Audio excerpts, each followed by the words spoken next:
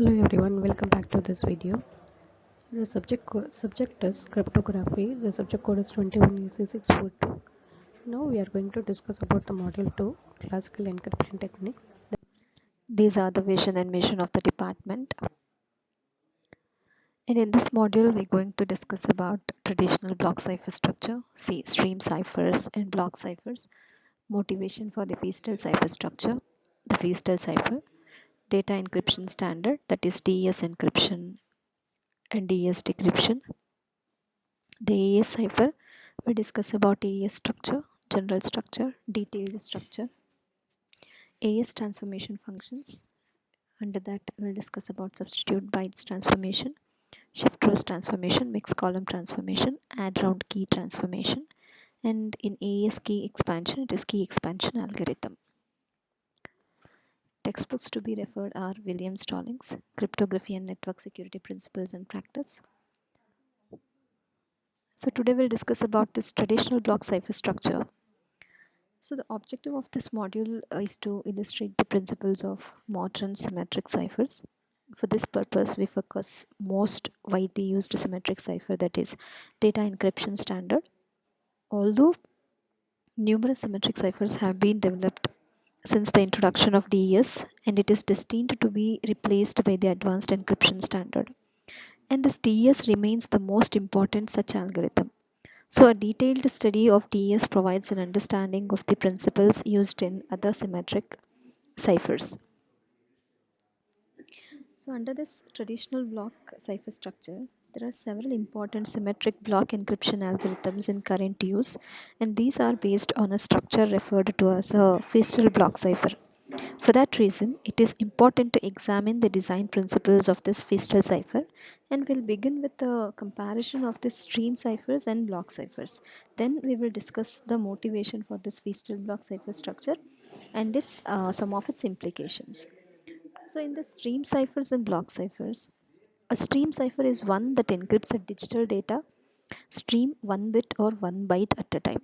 So examples of this classical stream ciphers are the auto-keyed Vigenère cipher and the Vernam cipher. In the ideal case, a one-time pad version of the Vernam cipher would be used, in which that can be seen in this figure, in which the key stream is as long as the plain text bit stream, and this bit stream is denoted as PIA. So if the cryptographic key stream is random, then this cipher is unbreakable by any means other than acquiring the key stream. However, the key stream must be provided to both users in advance via some independent and secure channel. This introduces insurmountable logistical problems if the intended data traffic is very large. Accordingly, for practical reasons, the bitstream generator must be implemented as an algorithmic procedure so that the cryptographic bitstream can be produced by both users. And in this approach, the bitstream generator is a key controlled algorithm and must produce a bitstream that is cryptographically strong. That is, it must be computationally impractical to predict future portions of the bitstream based on previous portions of the bitstream. So the two users need only um, sharing the generating key, and each can produce the key stream. So this is about stream cipher. Next we'll discuss about block cipher. Block cipher is one in which a block of plain text is treated as a whole and used to produce a ciphertext block of equal length. So a block size of 64 or 128 bits is used. As with the stream cipher, the two users share a symmetric encryption key. Using some of the modes of operation, a block cipher can be used to achieve the same effect as a stream cipher. Far more effort has gone into analyzing these block ciphers. In general, they seem applicable to a broader range of applications than stream cipher. So, the vast majority of network based symmetric cryptographic applications make use of block ciphers. Accordingly, the concern in this module is to go through the book of this symmetric encryption. So this mainly focuses on block ciphers. Here we can see the block diagram for stream cipher using algorithmic bit stream generator. Next is motivation for the Feastel cipher structure. A block cipher operates on a plain text block of n bits. To produce a ciphertext block of n bits, there are 2 power n possible different plain text blocks, and for the encryption to be reversible. So each must produce a unique ciphertext block. Such a transformation is called reversible or non-singular. So the following example illustrates non-singular and singular transformations for n is equal to 2. In the latter case, a ciphertext of 01 could have been produced by one of two plain text blocks. So if we limit ourselves to reversible mappings, the number of different transmissions is 2 power n factorial. So in this figure illustrates the logic of general substitution cipher for n is equal to 4.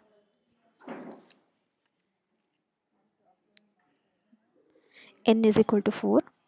A 4-bit input produces one of 16 possible input states, which is mapped by the substitution cipher into a unique one of 16 possible output states, each of which is represented by 4 ciphertext bits. The encryption and decryption mappings can be defined by a tabulation, and this is the most general form of block cipher and can be used to define any reversible mapping between plain text and ciphertext. Fistel refers to this as the ideal block cipher because it allows for the maximum number of possible encryption mappings from the plain text block. But there is a practical problem with this ideal block cipher. If a small block size such as n is equal to 4 is used, then the system is equivalent to a classical substitution cipher. Such systems, as we see, are vulnerable to statistical analysis of the plain text. And this weakness is not inherent in the use of substitution cipher, but rather results from the use of a small block size. If n is sufficiently large and an arbitrary reversible substitution between plain text and ciphertext is allowed, then the statistical characteristics of the source plain text are masked to such an extent that this type of cryptanalysis is infeasible.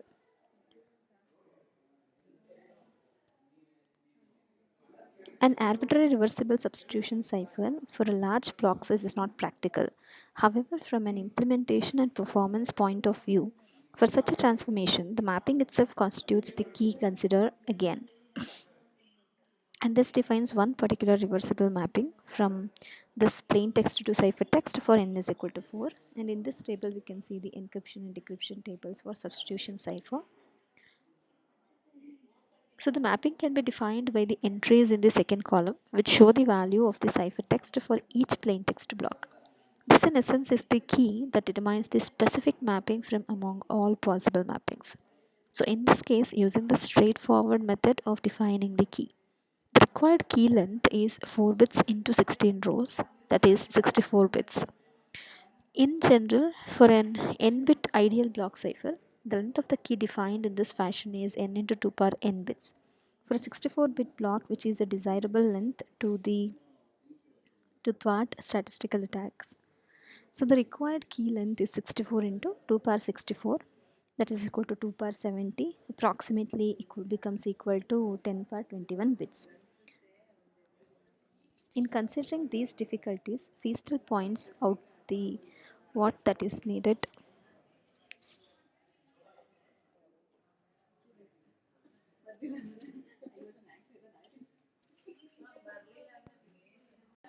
In considering these difficulties, Feastel points out what is needed is an approximation to the ideal block cipher system for large n.